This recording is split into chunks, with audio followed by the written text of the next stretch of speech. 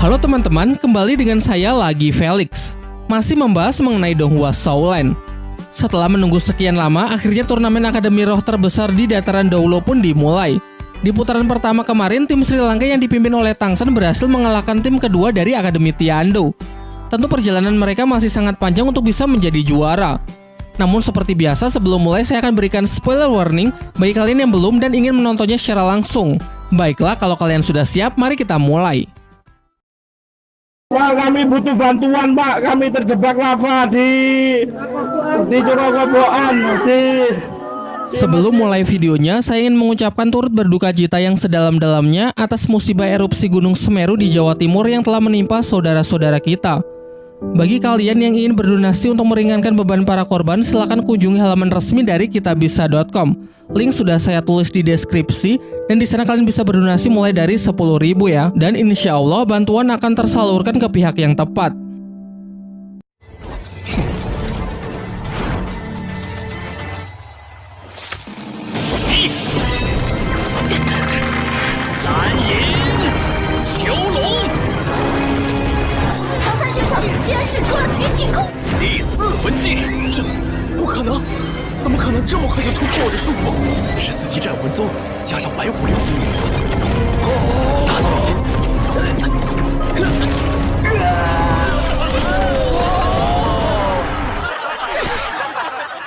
Setelah pertarungan berakhir, sempat ada protes dari pihak Akademi Tiando yang mengatakan bahwa tim Sri Lanka telah melanggar aturan dengan memiliki niat membunuh. Namun hal itu tetap tidak mengubah keputusan wasit karena nyatanya tim kedua Akademi Tiando tidak ada yang terbunuh. Singkat cerita, dalam perjalanan kembali ke Akademi, di tengah perjalanan mereka bertemu dengan Ning Fengzi, ayah dari Ning Rongrong. Ning Rongrong lalu memperkenalkan teman-temannya kepada sang ayah, dan sang ayah mengungkapkan kekagumannya kepada mereka karena di usianya yang masih sangat muda sudah berhasil mencapai titik ini. Kemudian secara pribadi, Fengzi mengajak Tang San untuk menemui seseorang yang ia katakan cukup tahu banyak mengenai masa lalu dari Tang Hao dan Sekte Hao Tian. Memasuki sebuah ruangan, ternyata orang yang dimaksud adalah putra mahkota dari kerajaan Tiando yang bernama Yue Xinghe. Xinghe kemudian mulai menceritakan bahwa kepergian Tang Hao, ayah dari Tang San, berkaitan dengan kerajaan Balai Roh Pelindung. Pada 20 tahun yang lalu, petinggi dari Balai Roh Pelindung keluar untuk mencari benda pusaka paling berharga di dataran Doulo. Dan kabarnya benda pusaka tersebut berada di tangan Tang Hao. Mengetahui hal itu, Tang Hao memutuskan untuk keluar dari Sekte Hao Tian karena ia tak ingin melibatkan masalah ini dengan orang-orang di dalam sekte. Dan benar saja, tak lama setelah itu terjadi pertempuran yang sangat hebat antara Tang Hao melawan para Master Roh dari Balai Roh Pelindung. Pada puncak pertarungan tercatat bahwa Tang Hao telah menjadi Master Roh bergelar Doulo termuda dalam sejarah. Kendati demikian, pertarungan tersebut berakhir dengan Tang Hao yang terluka parah dan pergi menghilang begitu saja. Selain itu, benda pusaka yang diperebutkan pun juga tak ada yang mengetahui keberadaannya. Ning Fengzi menambahkan bahwa setelah kejadian itu, pimpinan dari Balai Roh Pelindung meninggal sehingga pemimpin yang baru naik tahta. Bersamaan dengan kejadian tersebut, Sekte Hao Tian pun perlahan juga menghilang dari pandangan. Setelah mendengar cerita itu, Tang San menanyakan mengenai keberadaan dari ibunya. Namun Xinghe mengatakan kalau ia sama sekali tak mendapatkan informasi mengenai ibu Tang San. Sementara Ning Fengzi masih kebingungan mengenai benda pusaka seperti apa yang diperebutkan sampai harus melewati pertarungan yang begitu dahsyat dan menelan banyak korban. Kini berdasarkan cerita tersebut, Tang San pun bertekad untuk membalaskan dendam kedua orang tuanya kepada Balai Roh Pelindung. Sebelum pergi, Xinghe memberikan plat kerajaan yang bisa Tang San gunakan untuk masuk ke dalam istana, kelak jika Tang San ingin menemuinya. Sin beralih memperlihatkan para murid Akademi Sri Lanka yang ditertawakan banyak orang dalam perjalanannya menuju asrama. Hal ini karena seragam mereka yang norak serta adanya stiker sponsor dari brand sabun mandi yang ditempelkan. Namun itu tidak menjadi masalah bagi Flander karena dari situlah ia bisa menghasilkan banyak uang. Sesampainya di asrama, Dai Mumbe selaku ketua tim menyampaikan aspirasi teman-temannya yang mengeluhkan jeleknya seragam tersebut, sehingga ia ingin mengusulkan pergantian seragam.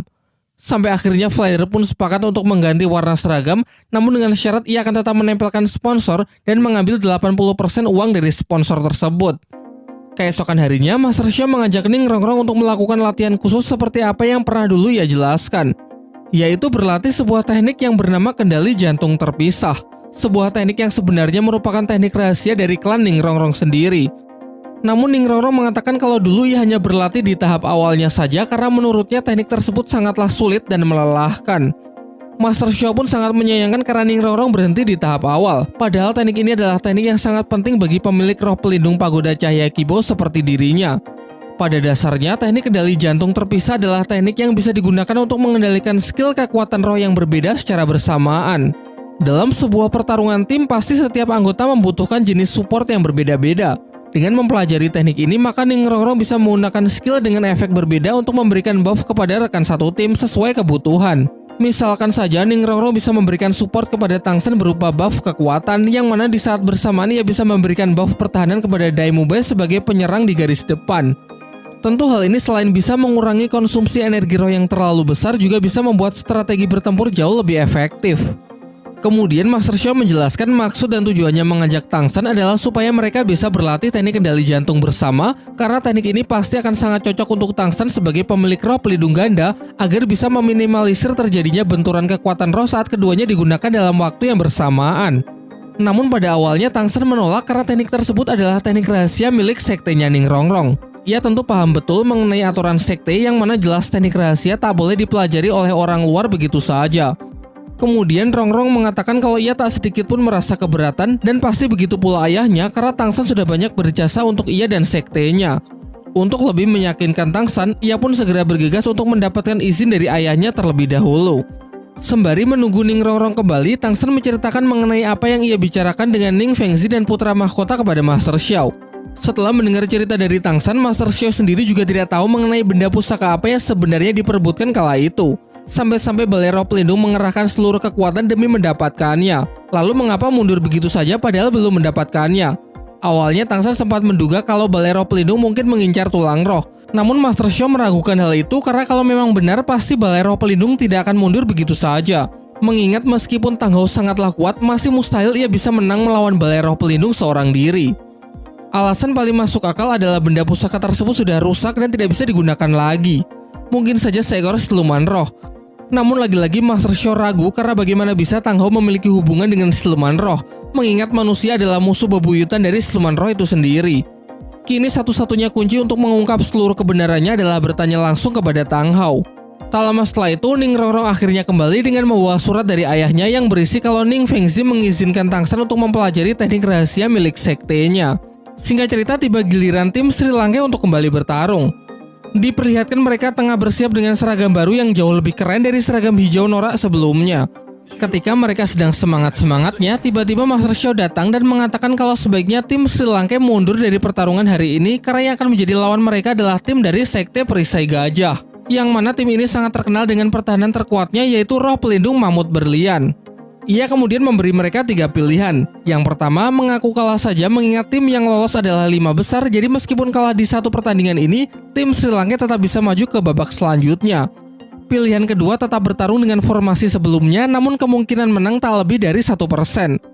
Atau pilihan ketiga, mereka bisa menggunakan formasi utama dengan mengerahkan seluruh kekuatan maksimal full squad 7 monster Sri Lanka, namun dengan konsekuensi seluruh kekuatan tim Sri Lanka akan terungkap sehingga meski bisa menang di pertarungan kali ini, pasti akan menjadi sulit untuk melewati pertarungan-pertarungan berikutnya. Flander pun menyerahkan keputusan tersebut kepada para muridnya.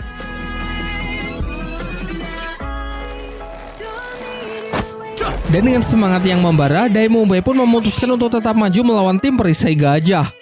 Tangsen menambahkan bahwa tujuan utama mereka bukan memenangkan turnamen, melainkan melatih diri sendiri. Jadi jika mundur saat bertemu lawan yang kuat, maka semuanya akan menjadi sia-sia. Singkat cerita, akhirnya pertarungan pun dimulai. Di kursi para tamu undangan terlihat ketua Sekte Perisai Gajah yang ikut menyaksikan. Juga masih ada Ning Fengzi yang masih memprediksi bahwa tim Akademi Sri Lanka yang akan menang. Namun ia cukup terkejut melihat mereka yang masih belum menggunakan formasi utama, padahal jelas-jelas lawannya adalah sekte pemegang predikat sebagai tim dengan pertahanan terkuat. Terlihat tim Sri Lanka hanya mengganti tipe support sebelumnya dengan Oishike dan penyerang samping kiri dengan Su Ying. Flashback saat briefing sebelum naik ke arena, Tangsen berencana untuk mengeluarkan ke-7 anggota inti Akademi Sri Lanka pada pertarungan terakhir. Sementara untuk pertarungan kali ini ia hanya akan menggunakan 5, yang mana Su Ying masuk menggantikan Tai Long, sementara Oishike masuk menggantikan Jiangsu. Tai Long sempat mengusulkan agar memakai dirinya sebagai penyerang mengingat musuh kali ini adalah tipe pertahanan. Namun Tangsen memiliki rencana lain yang sudah ia pikirkan dengan matang sebagai taktik perangnya kali ini. Kembali ke atas arena, rombongan tim Perisai Gajah mulai memasuki arena dengan sambutan yang luar biasa. Mereka adalah 7 orang berbadan kekar yang semuanya memiliki roh pelindung identik, yaitu Mamut Intan.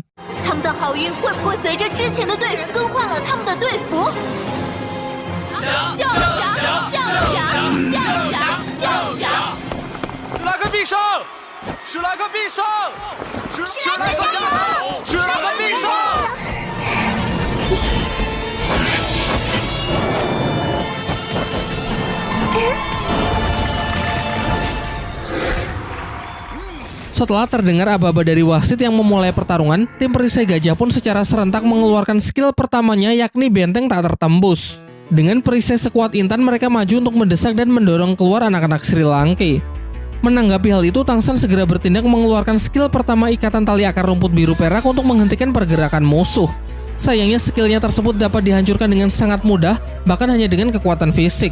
Berdasarkan pengamatan dari Master Xiao, tim perisai gajah begitu kuat karena mereka mampu menggabungkan kekuatan tubuh dengan kekuatan roh pelindung dengan sangat sempurna, sehingga mereka sanggup menghancurkan lilitan rumput biru perak dengan mudah.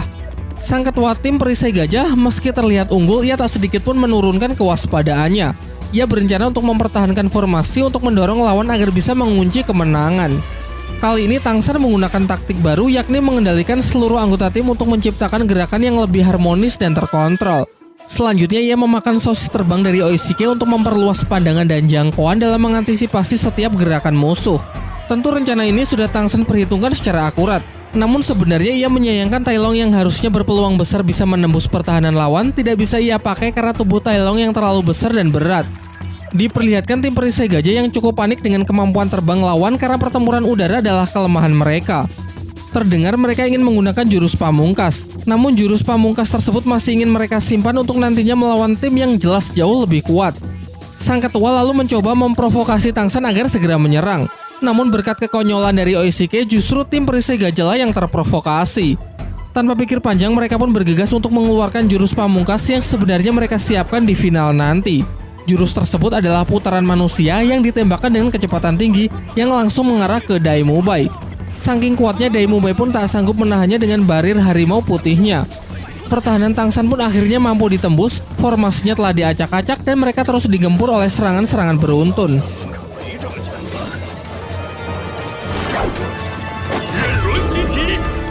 Sampai pada akhirnya pergerakan Tang San berhasil dikunci dan siap mendapatkan pukulan telak. Namun sebelum serangan tersebut mendarat, tiba-tiba gerakan ketua tim perisai gajah terhenti. Dan ternyata pergerakannya berhasil ditahan Tang San dengan tali akar rumput biru peraknya. Peluru upil yang ditembakkan Oishike sebelumnya ternyata adalah benih dari skill kedua Tang San. Tak lama setelah itu, satu persatu lawan mereka pun juga terikat. Benih-benih itu ternyata sudah Tang San tanamkan tadi ketika mereka saling beradu fisik. Berkat itu, semua berhasil dijatuhkan dan langsung disambut oleh kurungan skill keempat dari Tang San. Menurut perhitungannya hanya butuh waktu 4 detik bagi ketua tim untuk meloloskan diri, sementara bagi anggota tim yang lain setidaknya butuh waktu sampai 20 detik. Sehingga selama 20 detik yang ada, Tang San gunakan untuk memerintahkan teman-temannya agar fokus menjatuhkan sang ketua tim saja. Di bawah pengaruh skill hipnotis dari Xiao, dengan leluasa teman-teman yang lain menghajarnya. Namun ketika Su Ying hendak melakukan finishing, tiba-tiba ia merasakan kalau tendangannya ditahan oleh sesuatu yang sangat keras. Ning Fengzi yang menyadari kalau ketua sekte telah ikut campur dalam pertarungan dengan membantu muridnya keluar dari pengaruh hipnotis Xiao, kemudian menegurnya. Namun tegurannya tersebut disangkal dengan mengatakan bahwa ia tidak melakukan apa-apa. Dan ternyata ketua tim perisai gajah telah bangkit dengan tulang roh gading gajah yang melindungi kepalanya dari serangan-serangan tim Sri Lanka. Keadaan semakin buruk kalau anggota tim yang lain juga telah berhasil meloloskan diri dan segera bersatu dengan sang ketua untuk kembali mendesak Sri Lanka. Su Ying yang hampir menjadi korban pertama, untung saja Daimubai datang tepat waktu lalu melakukan teknik fusion seperti dulu, menciptakan kekuatan roh gabungan yang mereka sebut harimau putih neraka.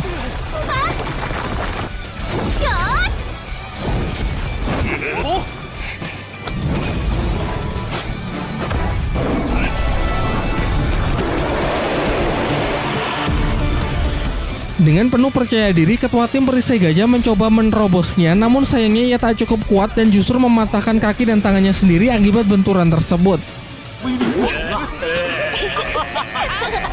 Kini setelah jatuhnya sang ketua, membuat seluruh anggota tim mengalami blunder. Pertahanan mereka terbuka dengan jelas sehingga dalam sekejap mereka bisa segera dilumpuhkan. Wasit kemudian mulai berhitung mundur. Namun karena tak ada lagi pihak tim perisai gajah yang masih sanggup berdiri, maka dengan ini tim Akademi Sri Lankela yang dinyatakan sebagai pemenang. Di lain waktu, Tangsen mulai berlatih teknik kendali jantung terpisah. Kunci dari teknik ini adalah melakukan multitasking, atau bisa dikatakan melakukan beberapa hal yang berbeda dalam waktu yang relatif bersamaan. Ia pun mencobanya dengan melemparkan belati ke arah yang ia targetkan bersamaan dengan mengeluarkan skill untuk melilit pohon dengan rumput biru peraknya. Namun ternyata hal itu tak semudah kedengarannya. Dalam percobaan pertama dan kedua, hal yang ia lakukan tak bisa ia lakukan dengan benar. Padahal ia sudah berusaha sefokus yang ia bisa. Tak lama setelah itu, Master Xiao datang untuk memberikan sebuah clue. Ia mengatakan jangan mencoba mengendalikan, tetapi belajarlah untuk merasakan. Singkat cerita, saat Tangsen melakukan apa yang Master Xiao sarankan, tiba-tiba ia berhasil masuk jauh ke dalam alam bawah sadarnya dan bertemu dengan jiwa para siluman roh yang dulu pernah ia serap. Diperlihatkan mereka saling menyerang karena Tangsen yang berusaha menggunakan kekuatannya dalam waktu yang bersamaan, yang mana Tangsen juga harus menaklukkannya di waktu yang bersamaan pula. Jika tidak, maka dirinya lah yang akan ditelan oleh jiwa para siluman tersebut.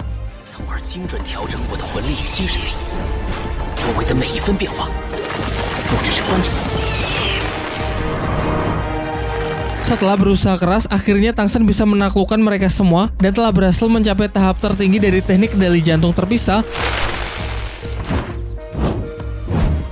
Singkat cerita, beberapa pertarungan telah berhasil mereka menangkan.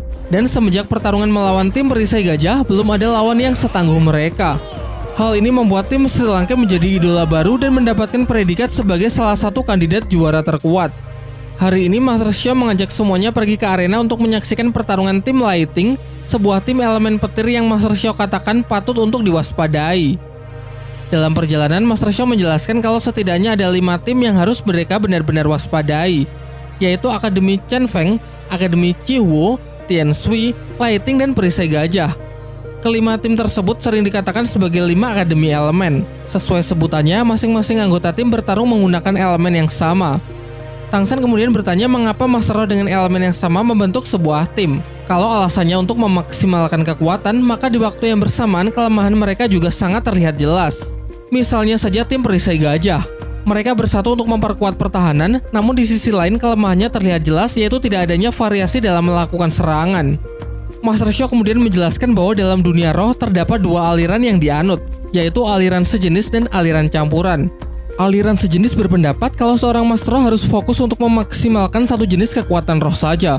Sementara penganut aliran campuran berpendapat kalau seorang Master Roh harus mengombinasikan kekuatannya dengan Master Roh lain untuk menciptakan kekuatan yang seimbang.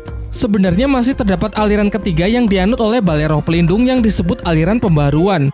Seperti namanya, aliran ini mengambil sisi terbaik dari 2 aliran sebelumnya, yaitu memaksimalkan kekuatan roh pelindung juga melakukan kombinasi untuk menciptakan keseimbangan.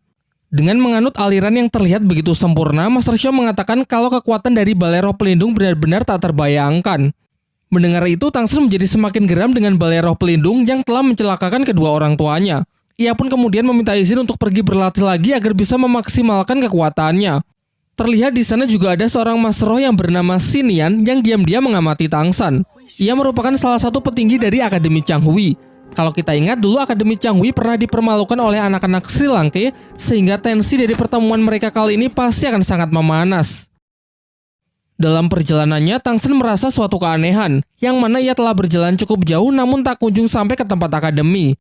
Dan ternyata Tangsen baru menyadari kalau ia sudah beberapa kali melewati tempat dan kejadian yang sama. Hal ini berarti bahwa ada seseorang yang sengaja menjebaknya masuk ke dalam dunia ilusi. Ia juga tahu kalau orang yang telah menjebaknya adalah Xinian, petinggi dari Akademi Changhui. Seketika tempat itu berubah menjadi hutan belantara, yang mana ini adalah alam ilusi yang Master Xinian ciptakan. Berasal dari skill cincin roh ketujuhnya yang bernama Dunia Mimpi Tanpa Batas.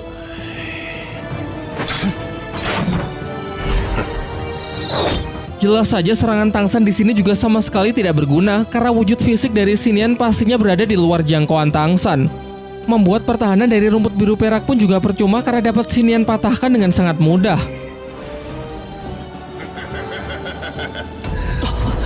Di waktu bersamaan, Xiao merasakan firasat buruk melalui bunga perindu yang masih ia simpan. Ia pun bergegas pergi mencarinya yang kemudian diikuti oleh anak-anak lain. Sin kembali ke dunia mimpi yang Xinian gunakan untuk menyiksa Tang San dan membunuhnya secara perlahan agar nantinya tidak ada lagi yang menghalangi Akademi Changhui untuk meraih kemenangannya. Namun ketika Xinian sudah sangat percaya diri dan dibuai oleh kemenangan, tiba-tiba Tang San bangkit dan langsung melancarkan serangan menggunakan salah satu senjata rahasianya yang bernama Undangan Dewa Kematian. Kemudian dijelaskan bahwa Tang San bisa lolos dari dunia ilusi berkat mata iblis ungu yang kini telah mencapai tingkat surrealis. Dengan mata tersebut, penglihatannya dapat menembus melewati segala macam jenis ilusi. Jangankan hanya skill cincin roh ke-7, bahkan ilusi dari skill cincin roh ke-9 pun tak akan bisa mengelabui matanya. Sebenarnya semenjak Xinian membuat jalanan ilusi, ia sudah cukup memantau dengan matanya tersebut, namun ia berpura-pura tidak menyadarinya. Lalu Tang San sengaja terpancing masuk ke dalam dunia ilusi dan membuat Xinian benar-benar percaya kalau ia sudah dikendalikan. Sehingga dengan begitu, selanjutnya tinggal menunggu waktu yang tepat untuk melancarkan serangan. Pertahanan rumput biru perak yang sempat ia buat sebenarnya bukan untuk melindungi diri, melainkan untuk menyembunyikan senjata rahasia dari pandangan lawan. Barulah setelah Xinian lengah menjadi kesempatan yang bagus untuk melepaskannya. Racun yang terkandung dalam senjata tersebut juga tidak main-main. Selain sangat kuat, ia juga melepaskannya dengan kekuatan roh sehingga dapat menyebar dengan sangat cepat ke dalam tubuh target. Efeknya juga sangat mengerikan. Tidak terasa di awal, namun setelah beberapa saat kemudian tubuh target akan melebur tanpa sisa. Di tengah leburan itu terlihat sebuah benda bercahaya yang sangat menyilaukan, dan ternyata benda tersebut adalah tulang roh milik Xinian. Mengingat ucapan Master Xiao mengenai tulang roh yang membutuhkan kecocokan dengan pemiliknya, Tang San tidak lantas langsung menyerapnya dan memilih untuk menyimpannya terlebih dahulu. Setelah itu ia kembali ke akademi yang mana teman-temannya sudah menunggunya dengan cemas. Setelah kondisinya sudah cukup membaik, Tang San menemui Master Xiao untuk menceritakan apa yang sebenarnya ia alami, yaitu mengenai Xinian yang kemarin menjebaknya dalam dunia ilusi dan berniat membunuhnya, namun pada akhirnya Tang San dapat membalikan keadaan sehingga justru Xinianlah yang mati di tangannya. Kemudian Tang San juga memperlihatkan tulang roh yang ia dapat dari sisa-sisa jasad Xinian. Kalau kita flashback ke belakang, mungkin benda inilah yang dulu dirampas dari tempat pelelangan, mengingat prajurit yang diserang tidak mendapatkan luka fisik sehingga kemungkinan diserang menggunakan jurus ilusi milik Xinian. Setelah mendengar cerita Tang San, Master Xiao berpesan agar Tang San merahasiakan semua kejadian ini dari siapapun, termasuk kepada Pak Kepala Akademi Flander, karena dikhawatirkan bisa mengancam keselamatan Tang San. Sebaiknya jangan terlalu dipikirkan dan lebih baik fokus saja untuk menghadapi pertarungan berikutnya. Bicara soal pertarungan, lawan dalam pertarungan selanjutnya adalah Akademi Chihuo. Merupakan salah satu tim yang berasal dari Akademi 5 Elemen. Fokus dari tim Chihuo adalah elemen api. Berdasarkan data yang didapat, tim ini memiliki kerjasama yang sangat baik dan pastinya kemampuan mereka berada jauh di atas tim perisai gajah yang mereka kalahkan sebelumnya. Saran dari Master Xiao yaitu merelakan pertarungan kali ini karena meski demikian tim Sri Lanka sudah bisa masuk ke babak selanjutnya. Namun Tang San dan teman-temannya masih teguh pendirian dengan tetap ingin maju bertarung tanpa memperdulikan sekuat apapun lawannya. Melihat tekad para murid yang sudah benar-benar bulat, Master Xiao kemudian meminta Xing Ming untuk membimbing mereka dalam menyusun strategi. Mandat tersebut membuat Xing Ming merasa sangat senang dan bangga karena sewaktu masih di akademi, ia tak pernah punya kesempatan untuk ikut dalam turnamen besar. Singkat cerita, kedua tim yang akan bertarung mulai memasuki arena. Sama halnya dengan tim Akademi Sri Lanka, tim Akademi Chihuo juga mendapatkan predikat sebagai tim yang belum pernah kalah. Sekarang tibalah saatnya untuk melihat siapa yang mampu mempertahankan predikat tersebut. Tim Sri Lanka menggunakan formasi yang sama di pertandingan pertama dengan hanya menurunkan 3 anggota inti yaitu Tang San, Xiao, dan Dai Mubai. Sementara tim Chihuo terlihat semuanya adalah wajah baru. Yang perlu diwaspadai adalah sang ketua bernama Guang Wushuang dan wakilnya seorang gadis penuh semangat bernama Huo Wu.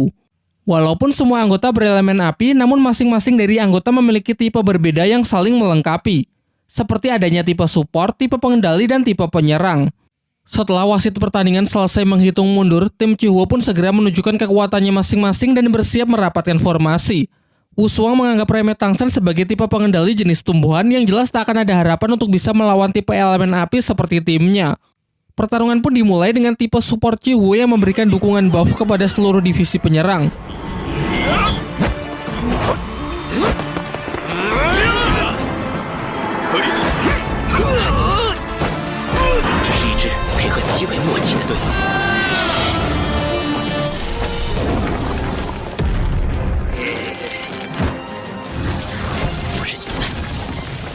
Pertarungan berlangsung sangat sengit dengan memperlihatkan kerjasama yang sangat baik dari tim Akademi Chihuo. Di sisi lain, kerjasama dari Tang San dan kawan-kawan juga sama baiknya hingga mereka berhasil menjebak ketua tim dari musuh. Namun tentu tidak semudah itu. Masih ada Huowu, pemilik kekuatan api tipe pengendali yang sanggup membuat penangkis api untuk melindungi rekannya secara efektif. Dalam sekejap mereka dapat membalikan keadaan, di mana kini Tang Shen lah yang jatuh ke dalam perangkap.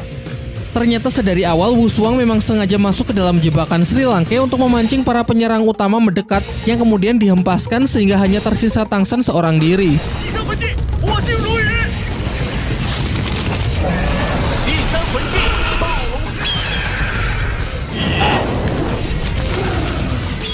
Dalam sekejap, semua serangan terkuat dari divisi penyerang tim Akademi Chuo diarahkan kepada Tang Shen, dan semua ruang gerak Tang Shen juga telah ditutup sehingga dinilai mustahil baginya untuk bisa mengelak.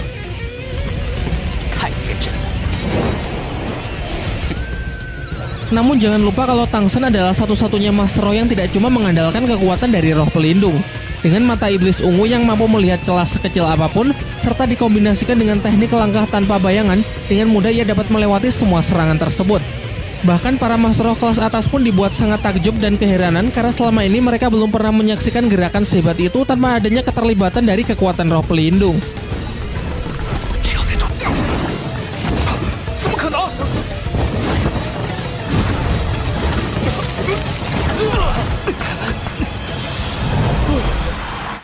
Hanya dalam hitungan detik Tang Shen seorang diri bisa kembali membalikan keadaan. Menanggapi hal itu, tim Akademi Chuo segera mengubah formasi dengan memperkuat skill roh keempat menggunakan 2 tipe support, menciptakan teknik yang disebut tarian inti matahari. Dikatakan kekuatan dari teknik ini mungkin melampaui kekuatan roh pelindung dari level 60. Tetapi dengan santuinya, Tang Shen justru berjalan menghampiri kobaran jurus tersebut.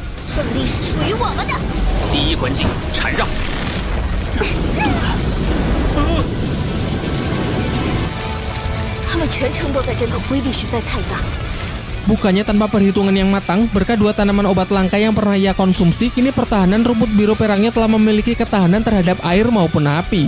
Lagi-lagi ini adalah bagian dari rencana Tang Shen.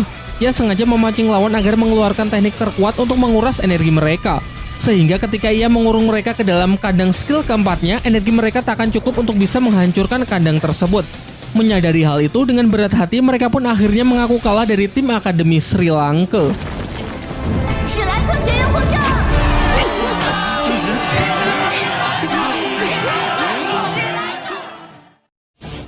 Setelah melewati pertempuran yang begitu epik, akhirnya Akademi Sri Lanka berhasil merebut kemenangan dari Akademi Chuo, sehingga Tang Shen dan kawan-kawan menjadi tim pemegang win streak atau belum pernah sekalipun kalah sepanjang babak penyisihan tahap pertama. Sementara di waktu yang bersamaan, Huowu sangat kesal karena merasa harga dirinya sebagai salah satu tim elemental terkuat benar-benar diinjak-injak, terutama oleh Tang Shen. Dengan penuh emosi, ia bicara kepada ketua Akademi Chen Feng yang bernama Feng Xiaotian agar tim elemen angin miliknya tersebut bisa mengalahkan Akademi Sri Lanka.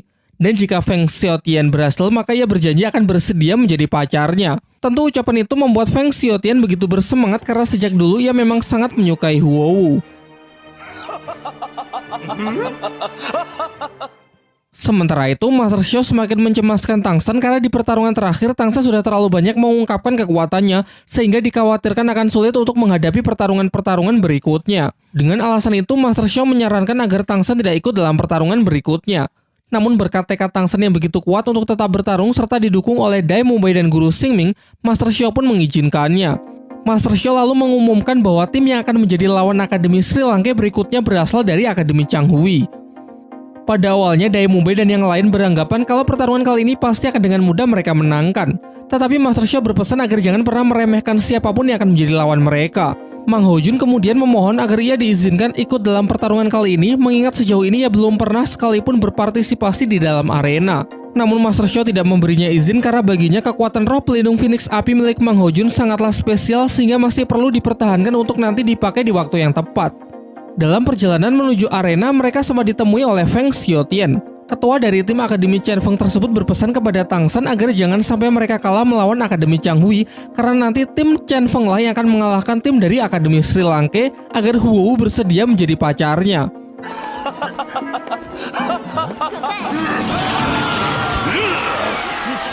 Singkat cerita, kedua tim pun mulai memasuki arena.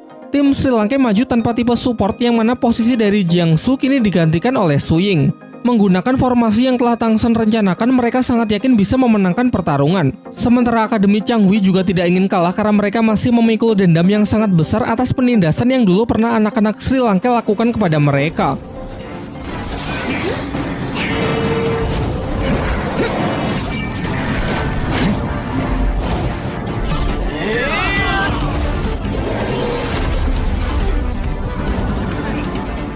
Kemudian ketua tim dari Akademi Changhui memprovokasi agar anak-anak Sri Lanka menyerangnya terlebih dahulu. Namun Tangsan tidak bertindak gegabah dan justru merapatkan formasi. Ia sangat berhati-hati karena di pihak lawan terdapat 4 anggota yang sejauh ini baru pertama kali diperlihatkan. Ia menduga kalau formasi tim Akademi Changhui memang sengaja dipersiapkan hanya untuk menghadapi tim Akademi Sri Lanka, sehingga dalam situasi seperti ini haruslah ekstra hati-hati. Ucapan provokatif dari ketua tim sama sekali tidak bisa mempengaruhi Tangsan. Pertarungan sudah sejak tadi dimulai, namun masih belum ada pihak yang memberikan first attack.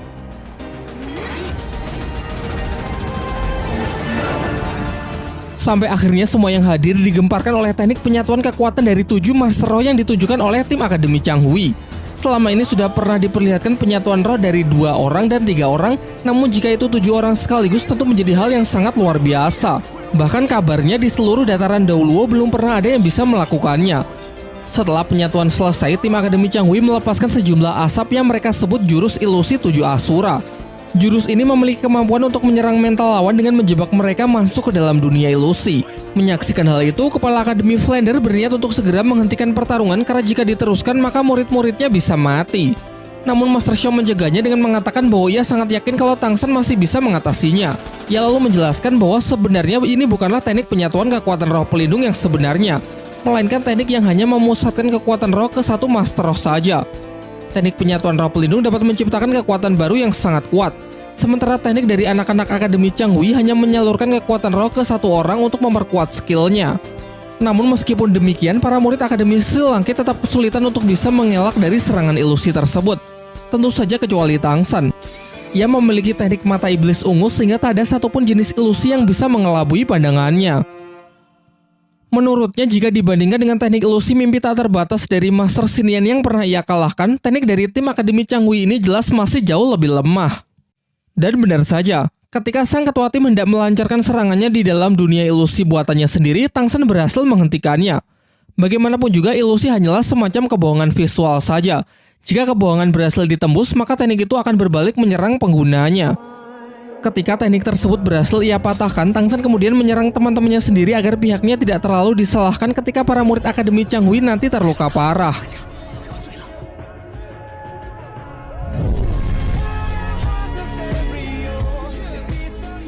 Bersamaan dengan itu, seketika seluruh arena dipenuhi oleh cahaya yang menyilaukan, dan di saat cahaya sudah menyingkir, terlihat semua anggota dari tim Akademi Changhui sudah jatuh pingsan.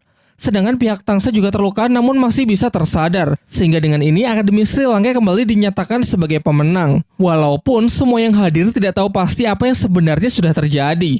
Para guru dan teman-temannya segera masuk ke dalam arena untuk membantu. Tetapi sebenarnya pihak Tangsan hanya berpura-pura terluka, berbeda dengan tim Akademi Changhui yang kemungkinan akan mengalami cacat mental akibat Tangsan yang telah membalikan serangan ilusi mereka. Bahkan Dai Mubei pun menganggap kalau kali ini tindakan Tangsan terlalu kejam. Memang ini merupakan pilihan yang sulit, karena menunjukkan belas kasihan kepada musuh justru akan bisa mencelakakan diri sendiri. Pasca pertarungan itu, Pak Kepala Akademi Flander memberitahukan bahwa kejiwaan para murid Akademi Changhui telah mendapatkan serangan yang sangat fatal. Petugas medis profesional telah memvonis kalau mereka tidak bisa menyembuhkannya, sehingga para murid tersebut akan cacat mental secara permanen. Sebagai satu-satunya orang yang masih berdiri di atas arena, Tangsan akan menerima interogasi dari panitia penyelenggara turnamen atas insiden tersebut. Flander menyarankan jika nanti Tangsan ditanya macam-macam cukup dijawab tidak tahu. Karena saat pertarungan berlangsung memang tidak ada satupun saksi yang melihat dengan jelas apa yang sebenarnya telah terjadi. Tak lama setelah itu Guru Zhao datang untuk menginfokan bahwa utusan dari panitia turnamen sudah datang dan ingin menemui Tangsan. Mereka adalah Ning Fengxi dan Salas. Interogasi pun dimulai. Salas menjelaskan bahwa di tengah lomba tim Akademi Sri Lanka telah melukai berat seluruh anggota tim Akademi Changhui hingga kejiwaan mereka terganggu dan tidak bisa disembuhkan lagi. Oleh karena itu ia meminta kepada Kepala Akademi Flander untuk memberikan penjelasan. Namun Flander mengatakan kalau ia juga tidak tahu. Guru Xingming menambahkan kalau akibat pertarungan itu pihak Sri Lanka juga telah terluka parah sehingga tidak adil rasanya jika hanya menyalahkan pihaknya. Mendengar itu Salas pun menjadi semakin marah. Menurutnya ini semua memang kesalahan Akademi Sri Lanka karena membiarkan para muridnya untuk melakukan percobaan pembunuhan dalam turnamen. Tangsan pun kemudian dipanggil untuk memberikan keterangan. Dan tentu ia masuk dengan mengikuti saran dari Flander untuk berpura-pura terluka agar pihaknya tidak terus disalahkan. Tangsan lalu menjelaskan kalau ia juga tidak begitu melihat dengan jelas. Dalam pertarungan tersebut saat pihaknya terdesak ia hanya asal menggunakan kekuatan roh dan secara kebetulan ia bisa menang. Sandiwara itu pun kemudian diperkuat oleh Pak Kepala Akademi Flander yang memarahi Tangsan. Tentu mendengar penjelasan yang sangat tidak masuk akal tersebut membuat Salas semakin geram. Ia mengatakan kalau Akademi Sri Lanka dinyatakan bersalah dalam kasus ini karena melawan penyidikan dan menutup-nutupi praktik kejahatan. Dengan alasan itu secara sepihak ia memutuskan untuk mendiskualifikasi tim Akademi Sri Lanka dari keikutsertaannya dalam turnamen. Di tengah suasana yang semakin memanas, datang Master Xiao yang langsung menunjukkan sebuah plat Master Roh. Melihat benda itu membuat Salas menjadi ketar-ketir. Ia tak bisa bicara apa-apa lagi dan bergegas memberikan hormat kepada Master Xiao karena bisa dikatakan bahwa pemegang dari plat tersebut memiliki kewenangan layaknya pemimpin suci dari Balai Roh Pelindung. Dengan dipenuhi rasa ketakutan, Salas meminta maaf dan menyatakan kalau penyelidikan kasus ini akan ia sudahi cukup sampai di sini saja. Setelah kepergian Salas dan jajarannya, Liu Erlong langsung meluapkan emosinya kepada Master Xiao karena menganggap plat yang Master Xiao miliki berasal dari Bibi Dong, wanita yang sekarang menjadi pemimpin dari Balai Roh Pelindung. Karena di masa lalu sempat ada hubungan antara Master Xiao dengan wanita tersebut sehingga wajar kalau Liu Erlong begitu cemburu. Kemudian Master Xiao menjelaskan kalau ayah Tangsan lain telah memberikan plat pemimpin suci tersebut dulu sebelum kepergiannya. Singkat cerita beberapa hari pun telah berlalu. Kini tiba saatnya Akademi Sri Lanka kembali maju bertarung dan yang menjadi lawannya kali ini adalah tim dari Akademi Tiansu yang merupakan salah satu dari kelima Akademi Elemental. Dikabarkan pasca pertarungan melawan Akademi Changhui, tim Sri Lanka mengaku telah terluka sangat parah sehingga mereka merelakan 2 ronde setelahnya untuk kalah. Namun tentu mereka melakukan ini agar sandiwaranya terlihat semakin meyakinkan. Ketika briefing, Master Xiao menjelaskan kalau ini adalah ronde terakhir di babak penyisihan tahap pertama. Berdasarkan hasil pertandingan selama ini sudah ditentukan 5 nama akademi terbaik yang akan masuk ke babak selanjutnya, yaitu Akademi Chihuo, Akademi Lighting, Akademi Chen Feng, Akademi Tiansu, dan Akademi Sri Lanka. Kabarnya Akademi Tiansu adalah akademi yang hanya menerima murid perempuan saja.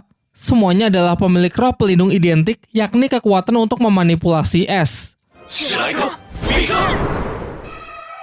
Di atas arena, tim ini tampil nyentrik dengan tarian pembukaan ala-ala girl band Korea.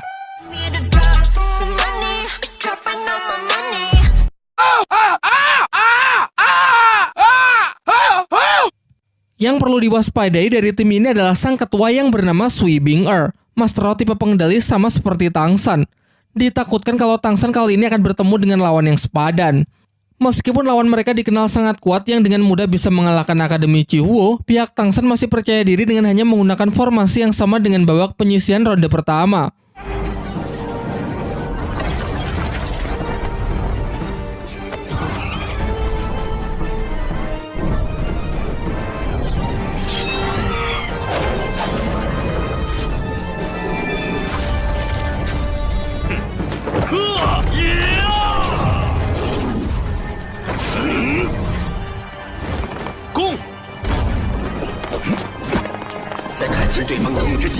Sebelum mengetahui kekuatan lawan dengan jelas, Tangsan memancing mereka dengan teknik pertamanya.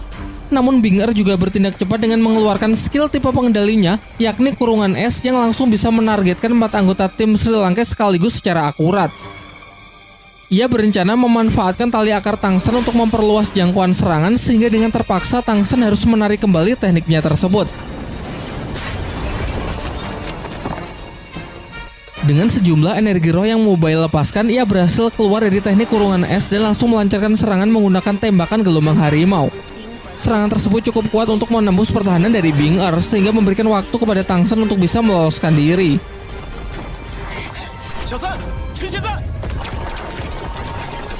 Sayangnya skill kurungan es milik Bing-er bisa ia spam berulang kali sehingga dalam sekejap bisa kembali memperangkap seluruh anggota tim Sri Lanka.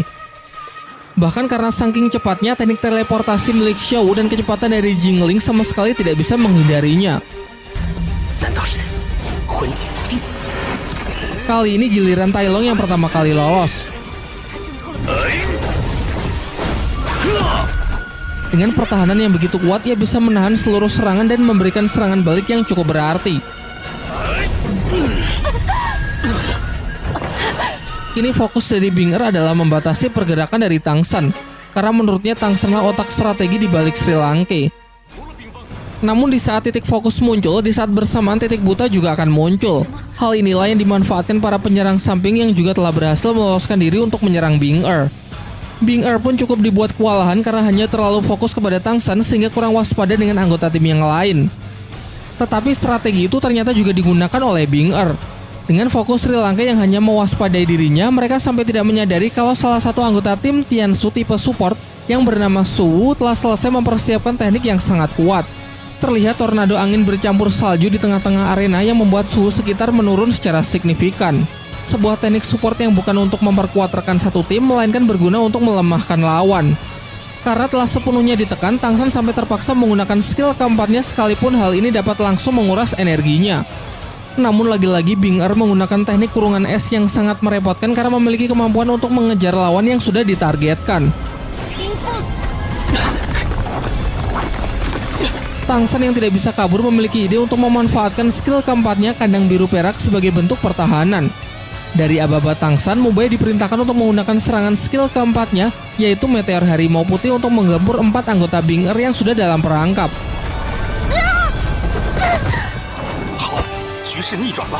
Di atas arena, hal mengejutkan kembali terjadi. Ternyata Bing Er dan Shu mampu menggunakan teknik penyatuan roh pelindung sama seperti Su Ying dan Dai Mubai. Menanggapi hal itu, Tang San segera merapatkan formasi dan memerintahkan tipe supportnya untuk memberikan dukungan dengan cepat. Serangan dari teknik penyatuan roh pelindung Bing Er memang bukan kaleng-kaleng. Selain damage-nya yang begitu besar, area serangannya pun sanggup menjangkau seluruh arena. Meski ini adalah serangan wilayah penuh, namun serangan terkuatnya ditujukan kepada Tang San sebagai inti dari pertahanan Sri Lanka. Untung saja Tang San menyadari hal itu, sehingga secara tepat ia mendistribusikan ketahanan dari pelindung rumput biru peraknya sesuai damage serangan yang diterima. Dengan kata lain, meski terlihat sama, pertahanan dirinya sengaja ia buat lebih kokoh dari yang lain. Hal ini membuat Bing Er begitu cemas karena jika terus seperti ini, energinya akan habis sebelum ia bisa menembus kuatnya pertahanan dari Tang San. Maka dari itu, ia segera mengubah rencana dengan mengeluarkan teknik penyatuan roh pelindung yang jauh lebih kuat. Bahkan efek dari tekniknya ini bisa sangat mempengaruhi lingkungan sekitar, sehingga panitia turnamen harus mengaktifkan penghalang untuk mengisolasi arena demi melindungi para penonton. Dan inilah roh pelindung super, yaitu burung Phoenix S. Mungkin kalau ada Mang Ho Jun masih ada harapan untuk bisa menandingi teknik tersebut. Tapi kini pihak Sri Lanka tidak memiliki kekuatan yang sama supernya untuk bisa memberikan perlawanan. Selain itu, energi roh mereka juga telah terkikis habis. Di dalam kepalanya, Tang San pun mulai mempertimbangkan apakah ini saatnya untuk menggunakan palu Houtian di tangan kirinya. Ia lalu menyuruh semuanya pergi terlebih dahulu dan mengatakan kalau ia masih memiliki sebuah rencana. Dengan mempercayakan hasil akhir pertarungan kepada Tang San, semuanya pun menurut untuk keluar dari arena. Sementara itu, Bing Er memperingatkan Tang San agar segera menyerah sebelum Phoenix S lepas kendali karena teknik ini memang terlalu kuat. Dan pada akhirnya, untuk pertama kalinya dalam sepanjang turnamen, Tang San mengeluarkan tulang rohnya yang akan ia adu dengan Phoenix S milik Bing Er.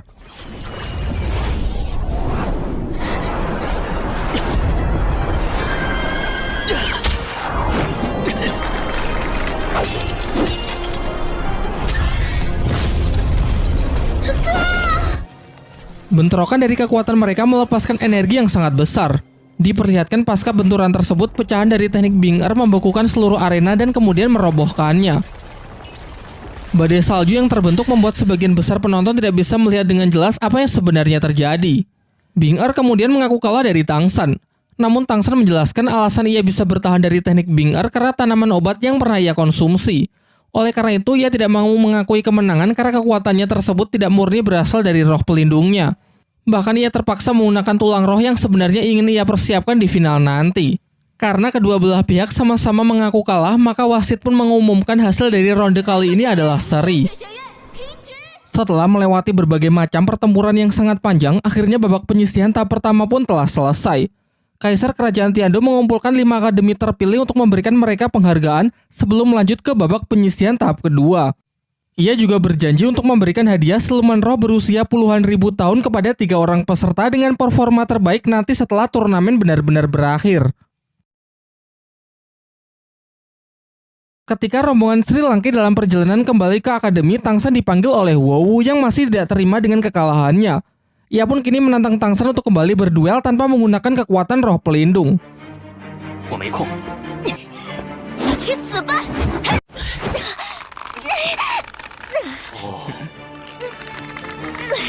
Sebelum Huou bertindak lebih jauh, Wu Suang menghentikannya dan berkata kalau Huou masih punya kesempatan untuk membalas Tangsan nanti di babak berikutnya. Terhitung masih ada 1 bulan sebelum babak berikutnya. Tangsan meminta izin menggunakan waktunya tersebut untuk berlatih sendiri. Master Xiao memberinya izin sementara untuk para murid yang lain akan berlatih di bawah bimbingannya. Sebenarnya Tangsan masih sangat terpukul dengan kekalahannya saat melawan Akademi Tian Sui. Meski hasil akhir dinyatakan seri, namun Tangsan masih terus menyalahkan dirinya sendiri sebagai penyebab utama dari buruknya performa tim Sri Lanka saat itu. Ia pun kini mulai mempertanyakan latihan apa yang paling efektif bagi dirinya. Karena walaupun selama ini ia sudah jauh mengembangkan potensi dari roh pelindung rumput biru peraknya, namun rumput biru perak tetaplah rumput biru perak yang masih memiliki banyak sekali kekurangan dibandingkan kekuatan roh pelindung jenis lain. Ia mencoba melihat jauh ke dalam dirinya untuk mencari potensi apa lagi yang bisa ia kembangkan. Jika ini waktunya melatih kekuatan Palu Houtian, bagaimana dengan segudang masalah roh pelindung ganda yang sampai saat ini belum terpecahkan? Sin kemudian beralih memperlihatkan jauh ke dalam hutan, yang mana di sana terdapat kakek dugu yang sedang menemui seseorang. Orang tersebut bernama Yue Guan, Master Roh bergelar Douluo level 95 dari Balai Roh Pelindung. Merupakan pengguna kekuatan roh pelindung bunga krisan yang membuatnya sering dijuluki sebagai Master Krisan. Diceritakan kalau di masa lalu ia sering berselisih dengan kakek dugu. Puncaknya pada 10 tahun yang lalu, Master Krisan bersama rekannya mendapatkan misi untuk memusnahkan seluruh garis keturunan dari klan dugu. Namun kala itu beruntung Kekaisaran Tiandu berpihak kepada kakek dugu sehingga ia berhasil selamat. Kini untuk membalaskan dendamnya tersebut, kakek dugu berniat untuk menghabisi Master Krisan. Master Krisan memulai pertarungan dengan skill kelimanya, sebuah teknik luapan energi yang mampu mengeluarkan wujud mirip shuriken yang bisa ia kendalikan untuk mengejar dan menyerang target.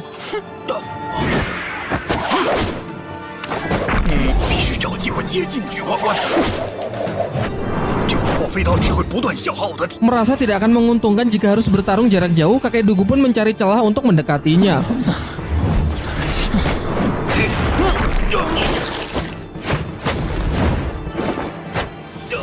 Di sini Master Krisan cukup terkejut melihat ketangkasan dari kakek dugu, mengingat seharusnya racun orang ini sudah menyebar ke seluruh tubuhnya.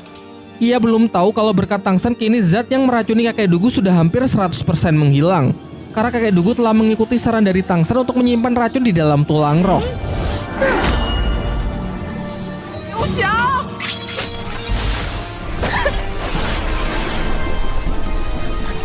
Meskipun mereka sama-sama Master Roh bergelar Douluo, namun dilihat dari level, Master Krisan lebih unggul 3 angka. Dikatakan begitu, Master Roh sudah mencapai level lebih dari 90, maka perbedaan 1 level saja bisa sangat berpengaruh.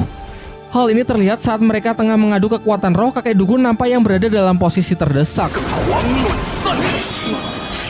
Ia teringat dengan senjata rahasia pemberian dari Tangsan, yaitu biji peler beracun. Lantas ia menggunakan skill tatapan Medusa untuk mengalihkan fokus dari Master Krisan, sementara di sisi lain ia sudah bersiap dengan serangan peler beracunnya.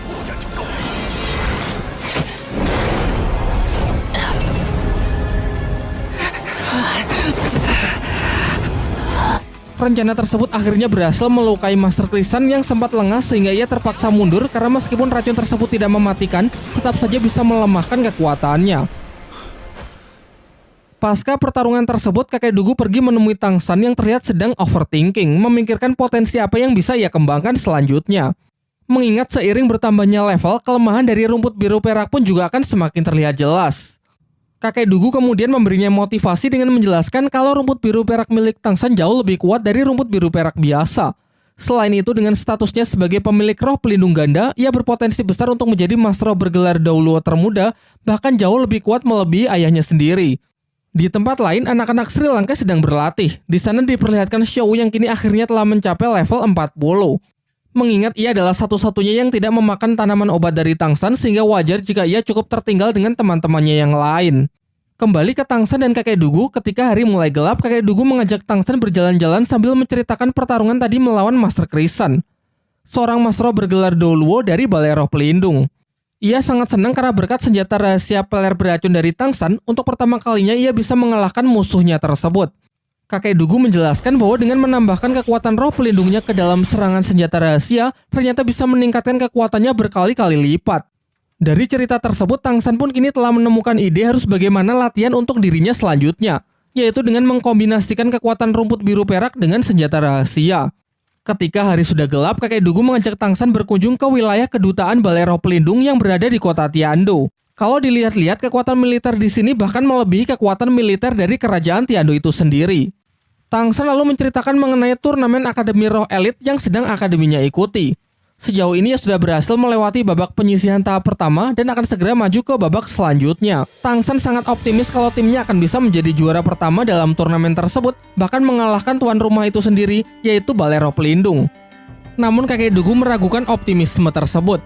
Bukan bermaksud untuk meragukan kemampuan dari Tangsan dan kawan-kawan, melainkan ia tahu kalau turnamen ini hanyalah sebuah permainan yang dibuat oleh Balai Roh Pelindung. Menurutnya juara dari turnamen tersebut sudah ditentukan bahkan sebelum turnamen itu dimulai dan akan selalu begitu setiap tahunnya. Ialah tim dari Balai Roh Pelindung. Kabarnya tahun ini Balai Roh Pelindung sudah menyiapkan tim yang disebut Generasi Emas dengan kekuatan tempur yang sangat mengerikan.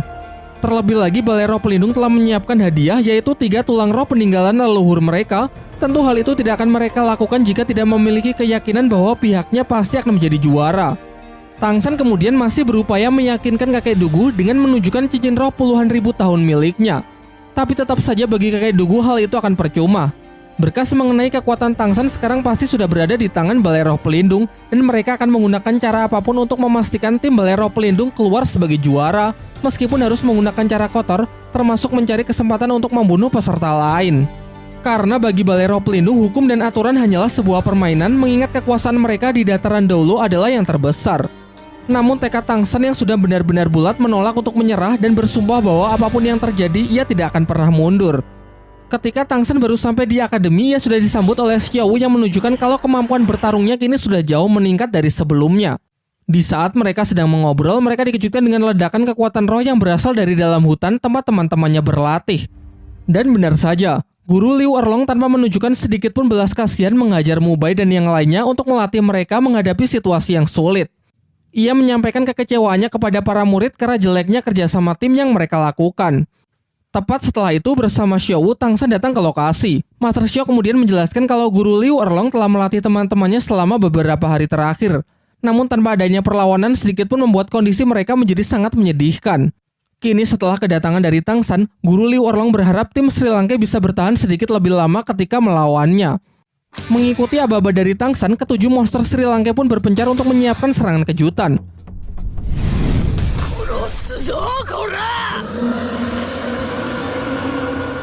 Mubai dan Mang Hojun ia perintahkan agar menghemat energi roh guna menyiapkan teknik terkuat di waktu yang tepat. Oleh karena itu mereka berdua hanya melancarkan serangan menggunakan skill pertama dan skill keduanya saja untuk sedikit menyibukkan target. Sementara Xiao dan Suying akan berperan sebagai pengalih perhatian dengan serangan jarak dekat. Mengandalkan kecepatan dan kekuatan yang diperkuat oleh skill Ning Rongrong, Suying dan Xiao bekerja sama menyerang Guru Liu Erlong dari jarak sedekat mungkin sesuai arahan dari Tangsan.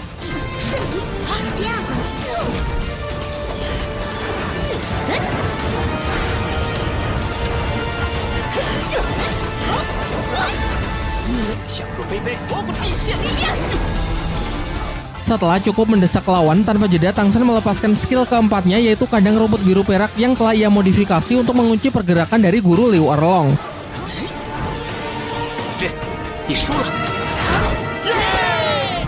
Berkat kerjasama yang sangat baik, tim Sri Lanka pun dapat mengalahkan Guru Liu Erlong. Namun Guru Liu Erlongnya masih belum terima kalau dirinya telah dikalahkan oleh sekumpulan anak-anak, meluapkan emosinya dengan memberikan pelatihan yang jauh lebih menyiksa mereka.